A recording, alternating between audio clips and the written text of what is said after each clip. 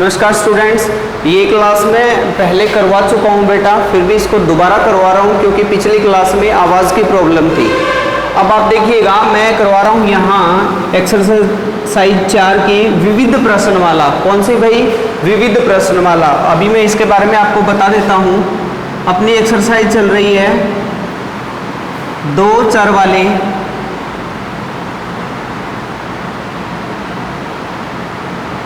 रैखिक समीकरण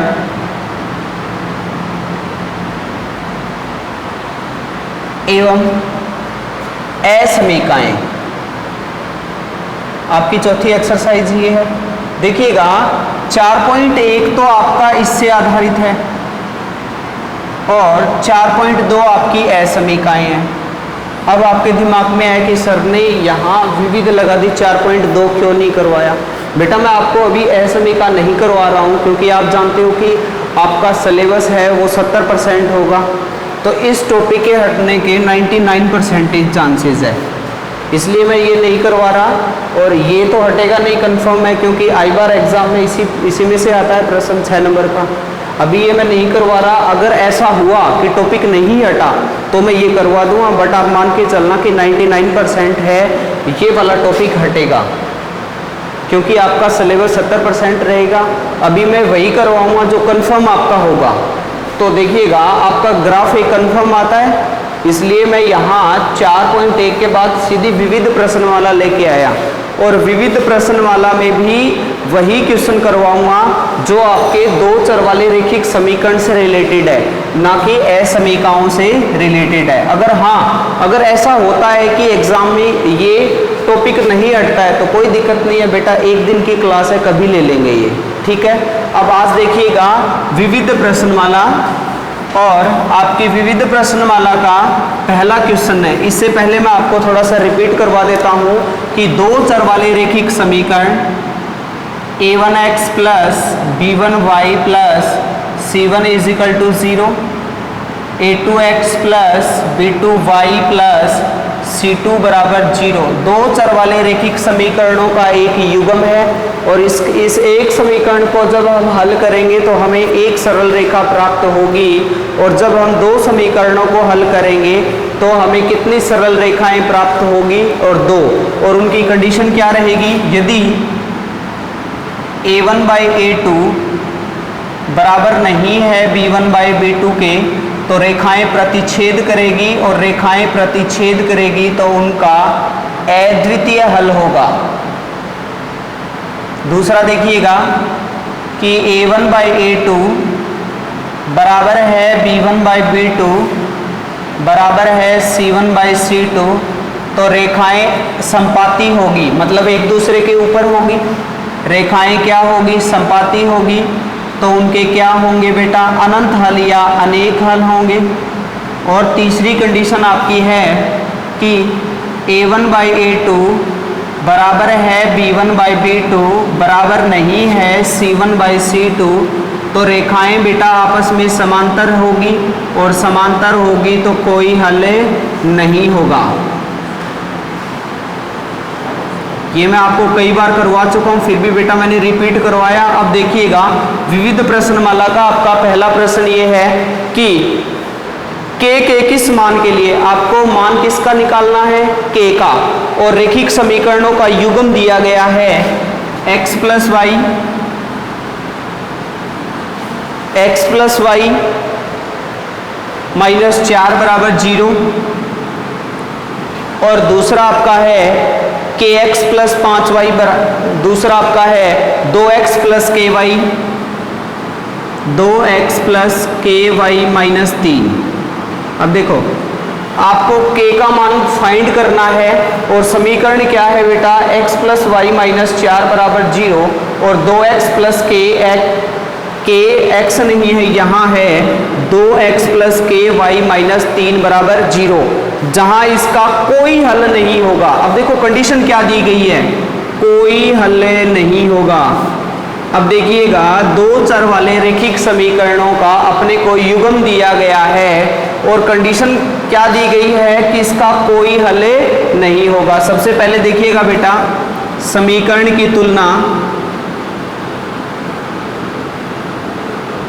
समीकरण की तुलना a1x plus b1y plus c1 बराबर 0, a2x plus b2y plus c2 बराबर 0 से करने पर आपका देखिएगा a1 कितना आ गया बेटा 1, b1 भी कितना आ गया बेटा 1, और यहाँ c1 कितना है बेटा आपका -4, और a2 देखिएगा कितना है बेटा 2, और b2 कितना है बेटा k, और c2 आपका है यहाँ -3।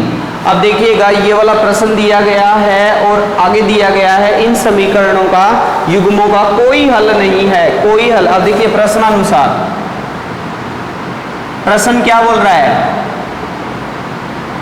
कि समीकरणों का युग्म का कोई हल नहीं है, अर्थात a1/a2 बराबर है b1/b2 बराबर नहीं है c1/c2 के, अर्थात a1/a2 बराबर किसके है बेटा b1/b2 के बराबर है कि नहीं। तो यहाँ a1 या सीधा ही आप ऐसे भी लिख सकते हो, a1 कितना है आपका 1/2 बराबर है 1/k बराबर नहीं है -4/-3, अर्थात ये दोनों आपस में बराबर है कि नहीं। 1/2 बराबर है 1/k के, यहाँ क्या करने पर बेटा वज्र गुणा करने पर, हमने वज्र गुणा किया तो k का मान कितना आ गया 2, तो k की वैल्यू कितनी आ जाएगी 2, तो आपका ऑप्शन रहेगा ख। आपका ऑप्शन क्या है यहाँ ख। अगर k की वैल्यू 2 आती है, यहाँ k की वैल्यू यहाँ मैं 2 रखता हूँ, तो जो आपके समीकरणों का युग्म है इनका कोई हल नहीं होगा, क्योंकि जब हम यहाँ 2 रखेंगे तो अपनी कंडीशन क्या बनेगी a1/a2 बराबर होगा b1/b2 बराबर नहीं होगा c1/c2। देखो 1/2 बराबर 1 में देखो k की वैल्यू अगर 2 रखी तो 1/2 और 1/2 बराबर है कि नहीं, अर्थात अपना आंसर कितना आ गया बेटा 2। इसके बाद देखिएगा आपका दूसरा प्रश्न है के किस मान के लिए, यहाँ भी देखिएगा k का मान फाइंड करना है, किस मान के लिए समीकरण युग्म है 3x - 2y बराबर 0, 3x - 2y बराबर 0, पहला आपका ये समीकरण है, और दूसरा है kx + 5y, kx + 5y बराबर आपको दिया गया है 0 के अनंत हल होंगे। अब यहाँ हल क्या दिए गए हैं अनंत। तो सबसे पहले देखिए समीकरण की तुलना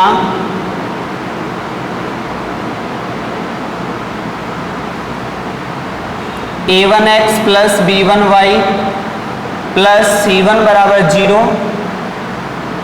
a2x + b2y + c2 बराबर 0 से करने पर a1 बोलिए कितना है बेटा 3, ये तो बताने की बार बार आवश्यकता नहीं है ना। b1 कितना है आपका -2, c1 है ही नहीं तो 0 हो जाएगा, और आपका a2 है बेटा k, और आपका b2 है 5, और c2 बेटा कितना आ गया 0।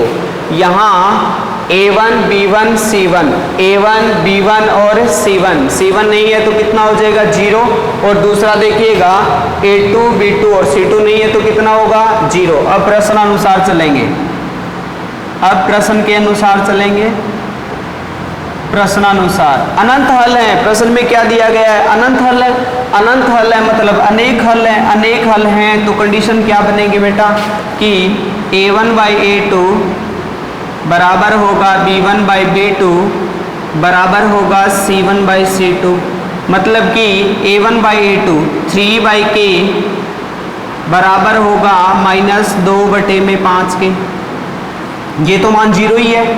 यहाँ मैंने क्या किया बेटा वज्र गुणा किया, और वज्र गुणा करने पर क्या होगा -2k बराबर है 5, तो ये कितना हो गया 15, तो k बराबर कितना हो गया बेटा 15/-2 अर्थात -15 में कितना आ गया 2, तो आपका ऑप्शन क्या हो गया इसमें घ। उत्तर क्या हो गया बेटा घ।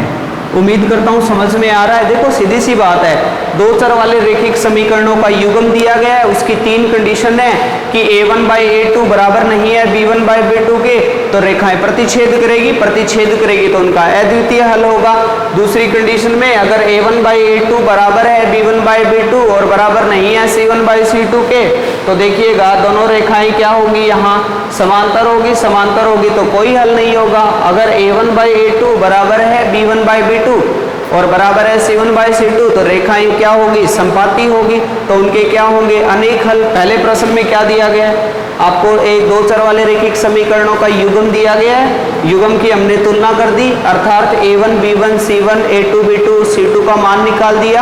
अब प्रश्नानुसार पहले में क्या दिया गया है, उसका कोई हल नहीं है, कोई हल नहीं है, मतलब a1/a2 बराबर तो है b1/b2 के और बराबर नहीं है c1/c2 के। दूसरा देखिए बेटा, इसके क्या दिए गए हैं अभी, अनेक हल हैं, अनेक हल हैं तो तीनों आपस में क्या होंगे, बराबर। बोलो क्लियर है कि नहीं, यहाँ तक कोई डाउट है क्या? अब उसके बाद देखना बेटा, आपका प्रश्न संख्या है 3, समीकरण युग्म दिया गया है आपको।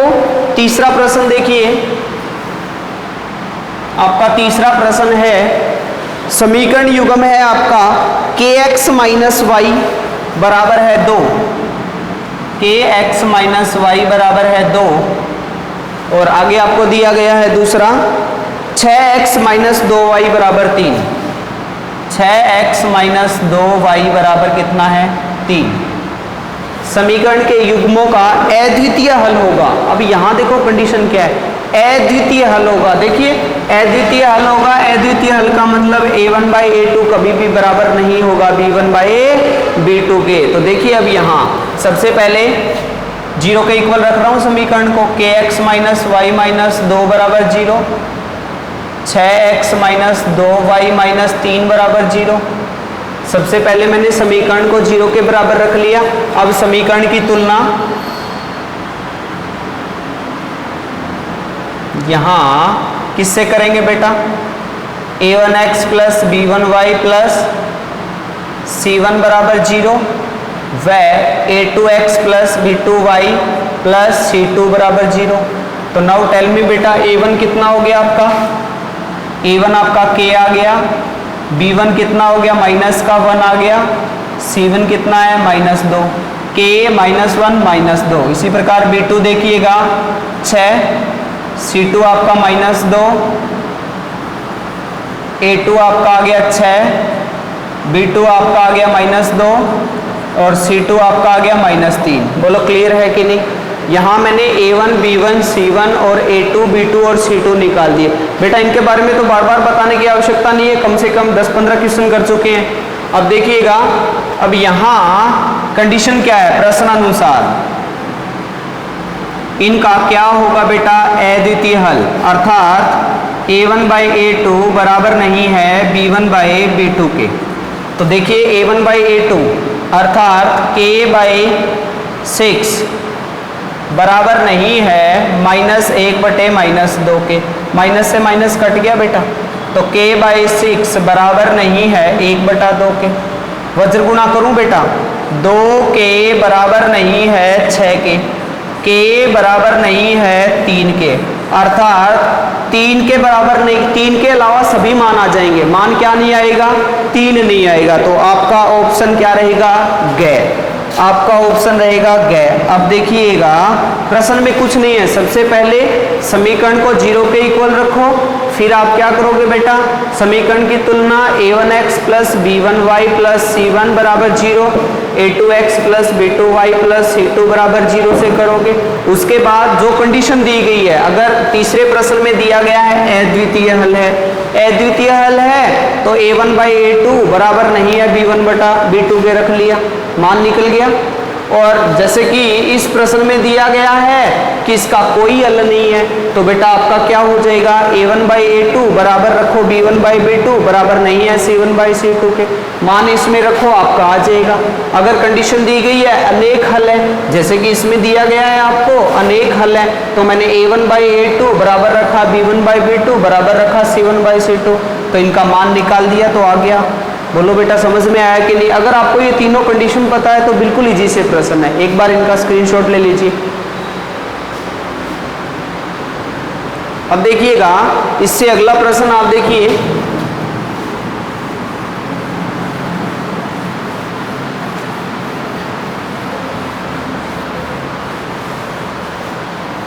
इंपॉर्टेंट डाल लीजिए अगला प्रश्न।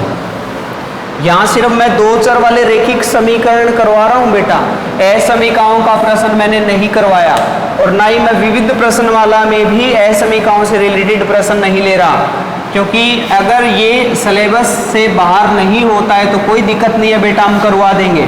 बाकी चांसेस जिस प्रकार सीबीएसई ने 70% सिलेबस रखा है ना एनसीईआरटी में से, जो टॉपिक हटाए हैं ना उन्होंने वही टॉपिक उठाए हैं जिससे प्रश्न कम आ रहे हैं, हटाए वही टॉपिक है जो लगभग रूटीन से जिस टॉपिक से प्रश्न निकल रहे हैं एग्जाम में, उन टॉपिकों को बहुत ही रेयर हटाया गया है।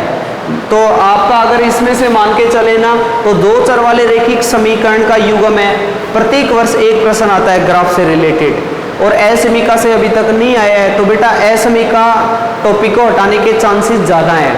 अगर नहीं भी हटाया गया तो आप है ना निश्चिंत रहिए, मैं करवा दूंगा, बट अभी भी आपको इतना ही करना है बेटा। अब देखो प्रश्न संख्या आपका 4 और 5 दोनों कौन से हैं, असमीका से रिलेटेड हैं। प्रश्न नंबर देखिएगा, प्रश्न नंबर देखिए 6, आपका छठा प्रश्न देखिए। छठा प्रश्न है बेटा कि x + 2y - 8, आपको दो चर वाले रैखिक समीकरणों का युग्म दिया गया है। x + 2y - 8 बराबर है 0, और दूसरा है 2x + 4y, 2x + 4y बराबर है 16।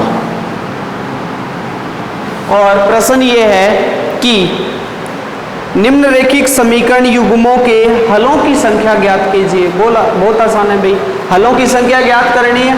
सबसे पहले समीकरण को 0 के इक्वल रखा, x + 2y - 8 बराबर 0, और 2x + 4y - 16 बराबर 0। समीकरण की तुलना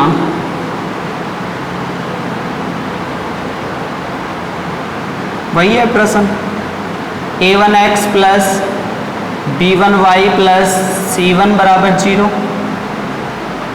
a2x + b2y + c2 बराबर 0 से करने पर सबसे पहले समीकरण की तुलना करेंगे तो बेटा a1 आपका 1 हो गया, b1 आपका 2 हो गया, c1 आपका -8 हो गया, और a2 आपका 2 हो गया, b2 आपका 4 हो गया, c2 आपका -16 हो गया। अब यहाँ मैं निकाल रहा हूँ a1/a2 1/2, b1/b2 2/4, अर्थात ये भी कितना आ गया 1/2, और c1/c2 -8 में -16, अर्थात बेटा ये भी क्या आ गया 1/2। सबसे पहले मैंने समीकरण को 0 के इक्वल लिया, 0 के इक्वल लेने के बाद समीकरण की तुलना मैंने किससे की बेटा, a1x + b1y + c1 बराबर 0, और a2x + b2y + c2 बराबर 0। फिर आपका a1 b1 और c1, a2 b2 और c2 के मान रखे। अब बेटा उसके बाद मैंने a1/a2 b1/b2 c1/c2 निकाला, जो सभी का मान कितना आ गया बेटा 1/2 आ गया। अब देखिए तीनों का मान बराबर आ रहा है, अर्थात a1/a2 बराबर आ रहा है b1/b2 बराबर आ रहा है c1/c2। अगर ऐसी कोई कंडीशन आएगी तो उनके क्या होंगे बेटा, अनेक हल या अनंत हल भी लिख सकते हो, उनके क्या होंगे अनेक हल। और प्रश्न में यही पूछा है इसके हल कितने होंगे, तो आपका आंसर क्या रहेगा अनेक हल। उम्मीद करता हूँ आपको अच्छे से समझ में आ रहा है। अब देखिए बेटा अगला प्रश्न है 7वां, इंपॉर्टेंट क्वेश्चन है भाई, आपका 7वां प्रश्न इंपॉर्टेंट है। 7वां प्रश्न इंपॉर्टेंट डाल लीजिएगा, आपका 7वां प्रश्न है वो इंपॉर्टेंट है। और प्रश्न देखिए क्या है, यदि समीकरण युग्म 2x + 3y बराबर 7 है, और दूसरा देखिए ए प्लस बी इंटू में X plus 2a minus B into में वाई बराबर 21 के अनंत हल होंगे। हल दिया गया है, कितने होंगे? अनंत हल होंगे। तो a और b का मान ज्ञात करो। तो सबसे पहले देखो, समीकरण को मैं पहले 0 के इक्वल रखता हूं। 2x प्लस 3y माइनस का 7 बराबर 0, a plus B into X 2a minus B into Y minus का 21 बराबर 0। समीकरण की तुलना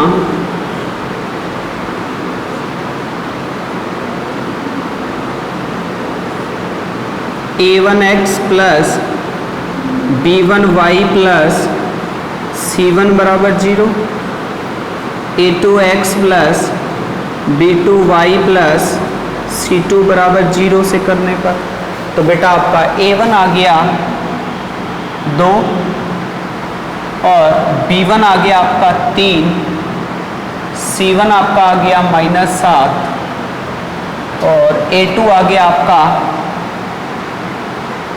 a प्लस बी, b2 आपका आ गया 2a माइनस बी और c2 आपका आ गया माइनस का 21। यहाँ a1, b1, c1 और a2, b2 और c2 के मान रखे। अब प्रश्न के अनुसार चलेंगे। यहाँ लिख देता हूँ मैं प्रश्नानुसार।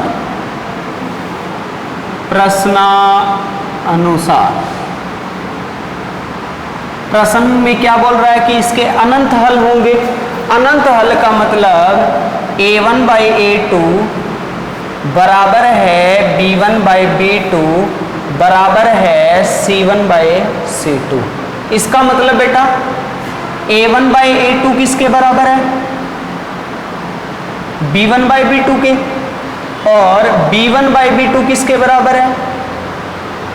c1 बाई c2 के। देखो a1 बटा a2 बराबर है a1 बटा a2 बराबर है b1 बटा b2 के बराबर है c1 बटा c2 के।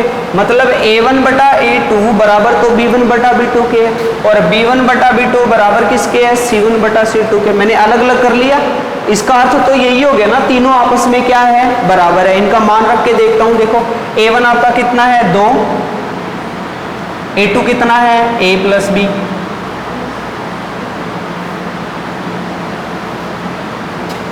बराबर b1 कितना है? 3 और b2 कितना है? 2a minus B. बोलो क्लियर है कि नहीं बेटा? और यहाँ आपका b1 कितना है?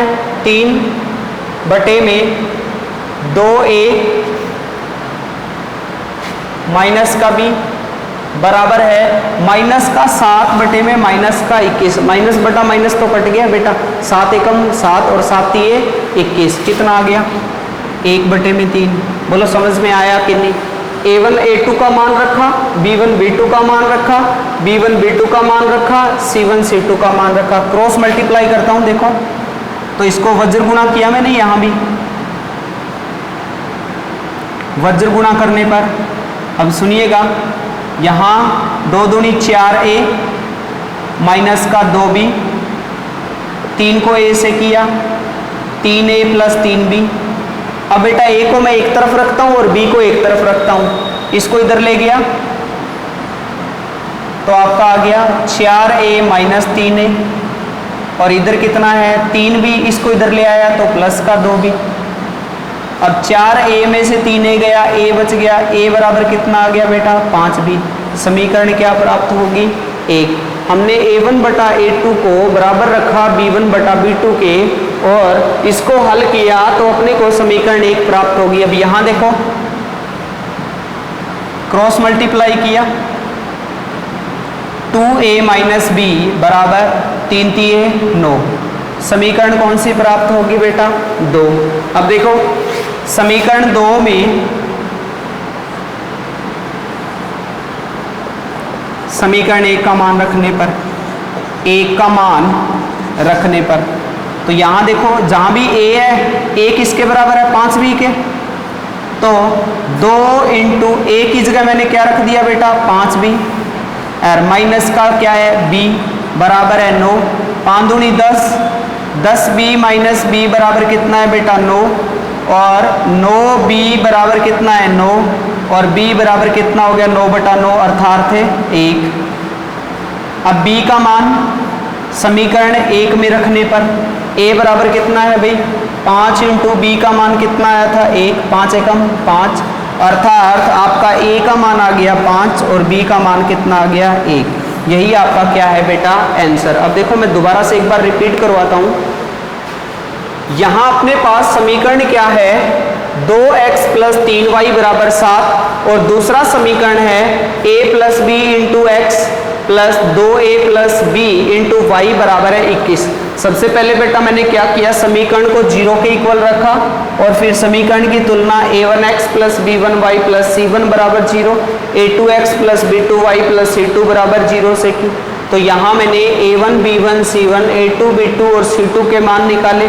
फिर प्रश्न के अनुसार क्या बोल रहा है कि इसके क्या होंगे बेटा अनेक हल होंगे, क्या होंगे अनेक हल होंगे, अनेक हल होंगे। तो मैंने यहाँ क्या किया कि a1 बटा a2 को बराबर रखा b1 बटा b2 के, बराबर रखा c1 बटा c2 के। अब देखो बेटा a1 बटा a2 बराबर है b1 बटा b2 बराबर है c1 बटा c2, मतलब कि a1 बटा a2 बराबर किसके होगा b1 बटा b2 के, और b1 बटा b2 किसके बराबर होगा c1 बटा c2 के। तो सबसे पहले मैंने यहाँ इनके मान रखे, फिर मैंने क्या किया बेटा वज्र गुणा किया। तो यहाँ देखो 2 दूनी 4a माइनस का 2b, 3 को a से किया 3a, 3 को b से किया 3b, बीच में साइन प्लस का है तो प्लस का लगा दिया। अब a वालों को एक तरफ रख लिया, b वालों को एक तरफ रख लिया, तो समीकरण 1 प्राप्त हुई हमें, a बराबर कितना b 5b। अब इसी प्रकार यहाँ मैंने क्रॉस मल्टीप्लाई किया तो आपका समीकरण क्या प्राप्त हुआ 2a माइनस b बराबर 9, ये आपका समीकरण 2 है। अब समीकरण 2 में मैंने समीकरण 1 का मान रखा, तो देखिए जहां भी a है वहां मैंने क्या रख दिया बेटा 5b, तो आपका आ गया 2 5 10b माइनस का b बराबर 9, तो 10b में से b गया कितना बच गया 9b, 9b बराबर 9, तो b बराबर कितना आ गया 1, और b का मान समीकरण किस में रख दिया मैंने 1 में रख दिया, तो a का मान कितना आ गया 5। यही आपका क्या है बेटा आंसर। देखिएगा जिस पिछली क्लास में जो आवाज नहीं आई थी मैंने इतना ही करवाया था। अब बेटा देखिएगा, अब एक बार स्क्रीनशॉट ले लीजिए। अब किसी को भी समझ में नहीं आया है तो बेटा आप कमेंट बॉक्स में डाल देना, और आपका ये कमेंट नहीं आना चाहिए कि सर आपने 4.2 क्यों नहीं करवाई। मैंने आपको रीज़न बता दिया है, अगर वो पेपर इसमें रहती है सिलेबस में तो कोई दिक्कत नहीं, हम करवा देंगे, बट उसके चांसेस क्या है हटने के ही हैं, तो वो मैं बाद में करवाऊंगा, वो कमेंट नहीं आना चाहिए। इसके अलावा बेटा जो भी आपको कहीं भी कोई डाउट आता है तो आप कमेंट बॉक्स में डाल दिया करो। थैंक यू, और नेक्स्ट कल क्लास में करेंगे।